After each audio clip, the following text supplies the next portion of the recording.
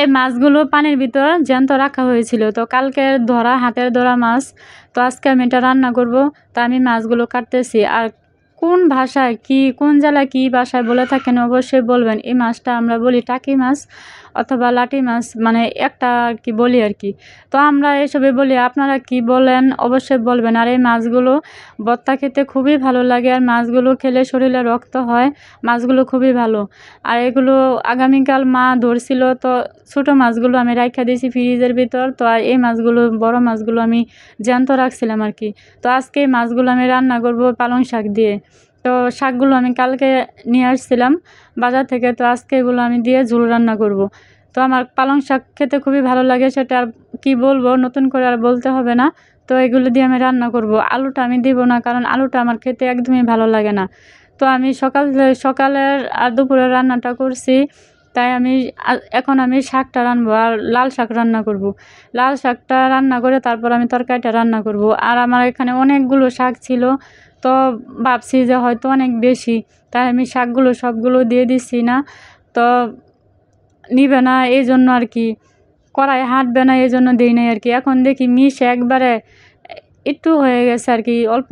আর শাকগুলো খুবই ভালো ছিল, তাই অনেক মিশে গেছে। দেশি শাক আর কি, গাছের মানে কাছের এলাকার আর কি। আর এই মাছগুলো এখন আমি ছোট ছোট করে কেটে নিয়েছি, আর সবগুলো মাছ আমি নিই নাই। আর এই মাছগুলো সুন্দর করে ভেজে নিব, কারণ আমি কাঁচা মাছ খাই না। তরকারিতে আমি কাঁচা মাছ কখনোই ব্যবহার করি না। আর এই মাছটা সুন্দর করে ভেজে দেখেন কত সুন্দর একটা টপ টপ করতেছে, কারণ তাজা মাছ এই জন্য। তো আমি তরকারিটা বসিয়ে দেব।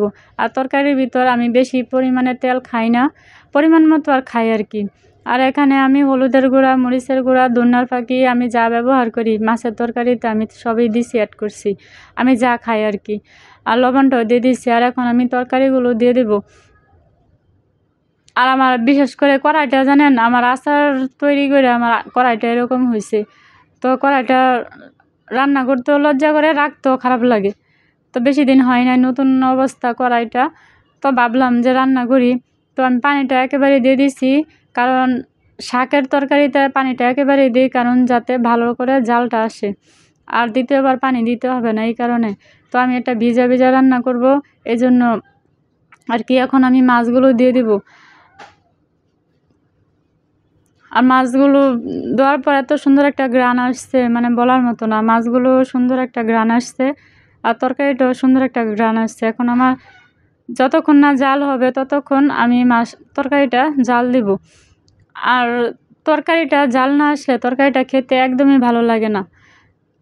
এই যে আমার তরকারিটা প্রায় হয়ে গেছে, তো আর একটুখানি হবে, অল্প বাকি আছে।